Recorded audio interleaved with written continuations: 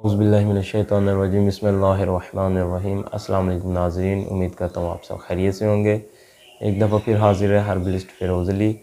ناظرین، آج جو ہمارا موضوع ہے وہ ایک ایسا نسخہ ہے یا ایسا ایک ٹوٹکا ہے جس سے آپ کو بہت سارے فائدے انشاءاللہ تعالی ملیں گے، ٹھیک ہے۔ اور یہ ایک گھریلو نسخہ سمجھ لیں یا ایک گھریلو ٹوٹکا سمجھ لیں کہ جو آپ گھر میں رہ کے ایزیلی سکون سے بنا سکتے ہیں۔ اور انشاءاللہ تعالی آپ کو جو میں فوائد بتاؤں گا، آپ کو جب رزلٹ ملیں گے اور میرے جو بتائے ہوئے اس سے زیادہ آپ کو اس سے رزلٹ ملیں گے انشاءاللہ تعالی۔ تو اس میں کوئی مبالغہ رائی نہیں ہے، ایزی ہو کے سکون سے بنانے والا نسخہ ہے، اور یہ ہے کہ بہت ہی فائدہ مند نسخہ ثابت ہوا ہے۔ بہت سے سینئر اطباء کا یہ معمول مرتبہ، اور اگر پچھلے کچھ سالوں کی یا دور کی بات کریں تو یہ جو نسخہ بتانے جا رہا ہوں، گھریلو ٹوٹکا بتانے جا رہا ہوں، یہ ایک اینٹی بائیوٹک کے طور پہ استعمال کیا جانے والا ہے یا ایز آ ویکسین استعمال کیا جانے والا نسخہ تھا۔ چاہے وہ پھر جانوروں کو وہ دیتے رہے ہیں یا انسانوں کو، لیکن بہت ہی یہ مفید اور مؤثر نسخہ ثابت ہوا ہے۔ اتنی لمبی تمہید باندھنے کا مقصد یہ ہے کہ نسخہ یہ واقعاً مؤثر ہے اور فائدہ مند ہے، تو اس کو لازماً ٹرائی کرو، اور یہ ہونا بھی چاہیے، کیونکہ اس نسخے کا سب سے بڑا فائدہ، جو ایک نمبر فائدہ اس کا، وہ یہ ہے کہ امراض معدہ کے اوپر جہاں آپ کی کوئی میڈیسن کام نہیں کرتی وہاں یہ نسخہ کام کرتا ہے۔ اس کی وجہ یہ ہے کہ اکثر لوگ جو ہیں وہ معدے کی تیزابیت کا شکار ہوتے ہیں، اور تیزابیت کو ہم اکثر ہماری طب کے اندر ٹھنڈک کہا جاتا ہے یا سردی کہا جاتا ہے معدے کی، کہ معدے کے جو عضلات ہیں، پٹھے، ان کے اندر اتنی ٹھنڈک ہو گئی ہوتی ہے کہ اس کی وجہ سے تیزابیت جو ہے وہ بنتی ہے۔ یا عام لفظوں میں یہ ہے کہ جب ہم خوراک زیادہ کھاتے ہیں تو خوراک کو ہضم کرنے کے لیے جسم خود تیزاب بناتا ہے، لیکن جب وہ حد سے زیادہ بنتا ہے تو وہ جسم کے لیے نقصان دہ ہوتا ہے۔ اس کے علاوہ کیا ہوتا ہے کہ لوگوں میں معدے کے زخم ہوگئے، سوزش ہوگی، السر ہوگی، جلن ہوگی، اس طرح کے تمام مسائل کے لیے یہ ہے کہ معدے کو جو قدرتی طور پہ خود طاقت دینے والی میڈیسن ہے، تو وہ الحمدللہ جو آج میں میڈیسن یہ بتانے لگا ہوں یا ایک ٹوٹکا بتانے لگا ہوں، وہ الحمدللہ یہ والی صلاحیت رکھتی ہے، ٹھیک ہے۔ اس طرح کی میڈیسن بہت کم ہوتی ہیں کہ جو آپ کے ڈائریکٹ ایک عضو کو طاقت دے دیں۔ اس میں پھر آپ کو معدے کی جلن، تیزابیت یا کوئی گیس کی وجہ پوچھنا نہیں پڑتی، ڈائریکٹ اگر آپ یہ استعمال کروائیں یا معمول بنا لیں تو آپ کو کسی بھی معدے کی دوائی کی ضرورت نہیں رہے گی۔ اور اس کا سب سے بڑا فائدہ یہ ہوتا ہے کہ اکثر یہ جن لوگوں کو پخانہ دن میں 2 سے 3 دفعہ آتا ہے اور تسلی نہیں ہوتی، اس طرح لگتا ہے کہ پیٹ میں ہے، اس کے لیے یہ فائدہ مند ہے۔ دوسرا اس کا فائدہ یہ ہے کہ یہ جن کا فیٹی لیور، ٹرائیگلیسرائڈ، خون کا گاڑھا پن، دل کے وال کا مسئلہ، یہ حالانکہ یہ کہنے کی باتیں ہیں کہ جی اس کا علاج نہیں ہوتا، اگر مریض ہاتھ میں تھوڑا سا اپنی خوراک کو مد نظر رکھے، ٹھیک ہے، یعنی کہ تیزابیت والی چیزیں نہ کھائے، جن کے اندر کاربوہائیڈریٹس ہیں ان سے بھی پرہیز رکھے، اور اپنی خوراک میں اچھے فیٹ لے کے آئے، اور خوراک سبزیوں میں لے کے آئے، کالی مرچ کا استعمال زیادہ کرے سالن کے اندر، نمک مرچ باقی دوسری اگر لال مرچ کرنا بھی چاہتا ہے تو بہت کم کرے۔ اس کے علاوہ گوشت ہو گئے، چاول ہو گئے، یہ پرہیز رکھے جائیں، تو ساتھ میں یہ نسخہ اکیلا بھی اگر دیا جائے گا تو آپ کو انشاءاللہ تعالی مایوسی نہیں ہوگی۔ توند نکل آتی ہے، پیٹ نکل آتا ہے، اس کے لیے بہترین یہ علاج کے لیے فائدہ مند ثابت ہوگی۔ کاربوہائیڈریٹس جب جسم میں بڑھتے ہیں اور شوگر لیول جو ہے وہ بھی ہائی ہونا شروع ہو جاتا ہے اندرونی طور پہ، یا عام لفظوں میں یہ ہے کہ شوگر جو ہے وہ جمع ہونا شروع ہو جاتی ہے، کاربوہائیڈریٹس کے جو چھوٹے چھوٹے سوراخ ہوتے ہیں، ٹیشوز کہہ سکتے ہیں آپ ان کو، تو ان کو ختم کرنے کے لیے یہ بہترین چیز ہے۔ اور ایز اے اینٹی بائیوٹک بھی آپ کسی کو دے سکتے ہیں، چھوٹے موٹے مسئلوں پہ آپ کو بہترین رزلٹ ملتا ہے، اور نہ ہی کوئی اس کا کوئی نقصان ہے۔ اور یہ ہے کہ اس کا سب سے بہترین جو طریقہ استعمال ہے وہ اگر معدے کے امراض پہ ہے تو کھانے کے درمیان میں ہے۔ مثال کے طور پہ اگر آپ 2 روٹیاں کھانا چاہتے ہیں تو 1 روٹی کھانے کے بعد آپ یہ میڈیسن لے لیں، اوپر سے 1 روٹی مزید کھا لیں۔ کھانے کے درمیان معدے کے امراض پہ، چاہے معدے کا وہ السر ہے، سوزش ہے، جلن ہے، تیزابیت ہے، بھوک کی کمی کے لیے بھی آپ اسی طرح استعمال کر سکتے ہیں۔ اس کے علاوہ اگر پیٹ کی توند زیادہ ہو گئی ہے، ٹرائیگلیسرائڈ ہے، فیٹی لیور ہے، کولیسٹرول ہے، تو اس کے لیے آپ کھانے کے تقریباً کوئی 10 منٹ بعد استعمال کریں گے۔ اگلا جو اس کا فائدہ ہوا ہے وہ یہ ہوا ہے کہ اس کے استعمال کے ساتھ جن لوگوں کو کسی بھی میڈیسن کے فائدہ نہیں تھا ہو رہا، طاقت والی میڈیسنز کا، ٹھیک ہے، اکثر طب یونانی میں یہ کہا جاتا ہے کہ جی جب بھی کسی کو مرد حضرات کے حوالے سے بات کر رہا ہوں کہ طاقت کی میڈیسن دو، تو یہ ہے کہ اس کو معدے کی اصلاح لازماً کرو،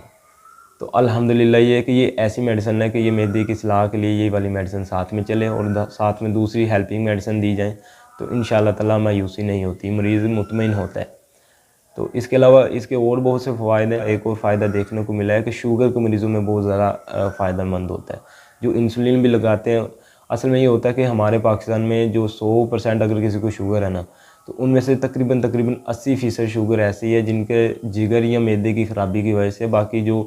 اصلی شوگر ہوتی ہے یا جسے ہم کہتے ہیں کہ شوگر حقیقی کہہ لیں یا ذیابیطس حقیقی کہہ لیں یا اعصابی تحریک میں ہم اس شوگر کو کہتے ہیں،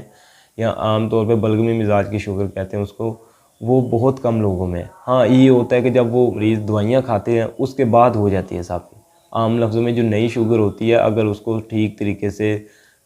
علاج کر دیا جائے تو آگے آپ کو جو اصلی حقیقی شوگر ہوتی ہے اس میں جانے کے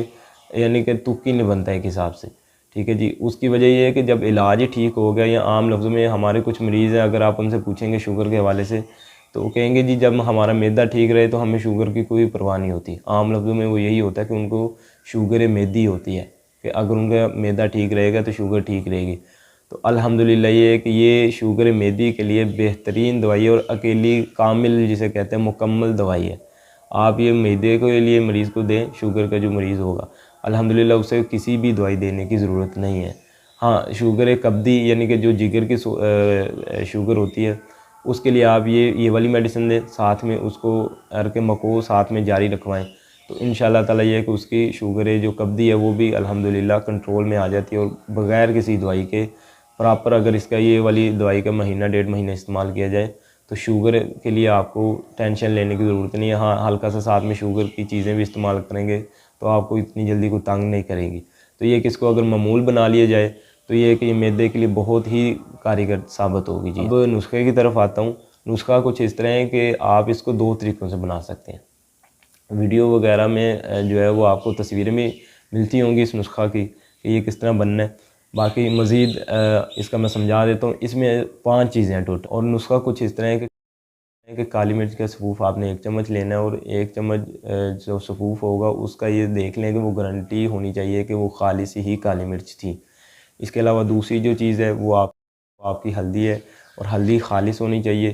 کچی ہلدی ہے یا جون سی بھی ہے آپ اس کو یہ کہ خالص ہونے کا یہ مطمئن ہو جائیں۔ اس کے بعد یہ کہ کالی مرچ کا 1 چمچ کا سفوف ہوگا، ٹھیک ہے جی، اور اس کے علاوہ ہلدی وہ بھی 1 چمچ، اور وہ اس کا بھی سفوف کرنا آپ نے، اور لہسن جو ہے وہ آپ نے 12 عدد لے لینے ہیں، ٹھیک ہے جی۔ 12 عدد لہسن لے کے چھیل لینے ہیں، ان کو آپ نے سائڈ پہ رکھنا ہے الگ۔ ادرک جو ہے وہ 2 ٹکڑے لینے چھوٹے چھوٹے نارمل 1 انچ کے، اور ایک تقریباً 50 گرام کے قریب لے لیں یا گچھی سی ایک لے لیں پودینے کی، 1 سے 1.5 گچھی ہو جائے پودینے کی، تقریباً 50 گرام کے قریب آپ اندازاً کر لیجئے گا۔ تو آپ نے اس طرح کرنا ہے کہ پودینہ، ادرک اور لہسن ان تینوں کو الگ الگ کوٹ لینا ہے۔ جب ان تینوں کو اچھی طرح کوٹ لے اس کے بعد اگر آپ ان کا پانی نکالنا چاہتے ہیں وہ الگ بات ہے، اگر آپ ان کو ویسے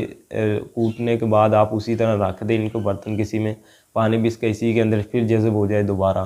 تو یہ ہوگا کہ ہلکا ہلکا سوکھتا جائے گا، مزید جذب بھی ہوتا جائے گا۔ اس طرح ذرا یہ ہے کہ افادیت میں اضافہ ہوتا رہتا ہے۔ صحیح جب سوکھ جائے دھوپ کے اندر تینوں چیزیں، لہسن، ادرک اور پودینہ، تو آپ نے اس طرح کرنا ہے کہ کالی مرچ اور ہلدی کا جو سفوف تھا وہ بھی اسی کے اندر مکس کر دینا ہے۔ جب مکس ہو جائے گا تو آپ کی یہ بہترین جو ہے نا وہ اینٹی بائیوٹک دوائی تیار ہوگی۔ سفوف کر لیں۔ مزید یہ کہ اگر آپ اس میں کوئی اضافہ کرنا چاہتے ہیں تو آپ یہ جو دھنیا ہوتا ہے تقریباً آدھا چمچ دھنیا کا جو ہے سفوف ڈال سکتے ہیں، تو یہ آپ کی بہترین چٹنی بن گئی ہے، چٹنی کا بلکہ سفوف بن گیا معذرت، ٹھیک ہے۔ اور اگر آپ اسے چٹنی کی شکل میں لے کے آنا چاہتے ہیں تو آپ جس طرح آپ نے پہلے دن ہی کوٹا تھا یعنی کہ لہسن، ادرک اور پودینے کو، تو آپ اس کو جس طرح چٹنی کی شکل میں اسی میں کالی مرچ اور ہلکا سا پھر نمک بھی ڈالنا پڑے گا، تقریباً 1 سے 2 چٹکی تو نمک ڈال دیں، باقی کالی مرچ اور ہلدی اوپر ہی چھڑک دیں تو آپ کی وہ بہترین سی چٹنی بن جائے گی۔ آپ وہ بنا کے ایک کپ میں رکھ دیں یا ایک کولی سی میں رکھ دیں، پلیٹ میں رکھ دیں، تو ایک فریج میں رکھ دیں۔ جب استعمال کرنی ہو تقریباً آدھا چمچ چٹنی لازماً استعمال کریں جب بھی کھانا کھائیں۔ صبح دوپہر شام کھاتے ہیں صبح دوپہر شام کھائیں، ورنہ صبح شام لازماً کھائیں۔ اور کھانے کے اگر بھوک وغیرہ کے لیے معدے کے امراض پہ ہے تو کھانے کے درمیان میں کریں، اور اگر کوئی پیٹ کا اضافہ ہو گیا ہے، آنتوں کی سوزش ہے، تو اس کے لیے پھر آپ کھانے کے بعد میں کریں، توند نکل آئی ہے، شوگر کے لیے ہے، فیٹی لیور، ٹرائیگلیسرائڈ، کولیسٹرول، اس کے لیے پھر کھانے کے 10 منٹ بعد کریں، تو انشاءاللہ تعالیٰ آپ کو یہ مایوسی نہیں ہوگی۔ اگر آپ نے وہ صفوف بنایا ہے اسی چیز کا، تو آپ نے یہ کہ یہ وہ صفوف رکھ لینا، تو تقریباً 1000 ملی گرام کے کیپسول فل کر لیں، تو 2 کیپسول صبح، 2 دوپہر، 2 شام، اس طرح کر لیں۔ ورنہ اگر نہیں اس طرح کرنا چاہتے تو یہ کہ اندازاً 2 گرام کے قریب آپ نے اندازاً جو ہے نا وہ صفوف لے کے تو استعمال کرنا ہی ہے، جو ½ ٹی اسپون ہے نا اندازاً وہ آپ نے لے کے، تو یہ تقریباً 1 چمچ تک بھی آپ جا سکتے ہیں، اس میں مسئلہ نہیں ہے، احتیاطاً میں بتا رہا ہوں، تو تقریباً 1 چمچ تک بھی جا سکتے ہیں، اس میں کوئی اتنا مسئلے والی بات نہیں ہے۔ تو اس سے یہ کہ جسم میں حرارت بھی قائم رہتی ہے، ٹھیک ہے۔ ٹائیفائڈ کے امراض، جگر کے امراض ہو گئے، یعنی کہ ٹائیفائڈ کے امراض سے مراد ہے کہ ٹائیفائڈ کے وجہ سے نا آنتوں میں سوزش جب ہوئی ہوتی ہے تو دل کی دھڑکن تیز ہو جاتی ہے، گیس ہی بننا شروع ہو جاتی ہے، پیٹ میں درد ہوتی ہے، آنتوں میں پخانہ تسلی سے نہیں آتا، اس کے علاوہ ٹانگوں میں کمزوری سے محسوس ہوتی ہے، یہ گردن کے پچھلے جو موڑے ہوتے ہیں ان میں کمزوری سے محسوس ہوتی ہے، صبح اٹھ کے تھکاوٹ محسوس ہوتی ہے، یہ سب علامت کے لیے اکیلی یہ دوائی کافی ہے۔ ہاں بخار کے لیے جو آپ اسپیشلی طور پہ آپ کی ہیلپنگ میڈیسن ہوں وہ آپ دیں لازماً، لیکن یہ کہ اندرونی طور پہ جو توڑ پھوڑ ہوئی ہوتی ہے، کیونکہ میں نے آگے عرض کر دی کہ یہ اینٹی بائیوٹک ہے،